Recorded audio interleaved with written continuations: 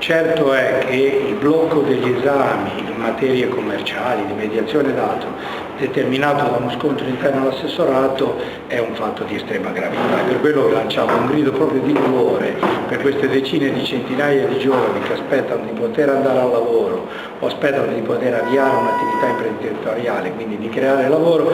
Lanciamo un grido di dolore, in primo caso all'assessore Venturi, smettiamola e risolviamo questo problema, in caso non sia in grado di farlo al Presidente della Regione di intervenire con forza. In secondo luogo la stessa cosa chiediamo per quanto riguarda i finanziamenti di Banca Nova bloccati ormai da mesi.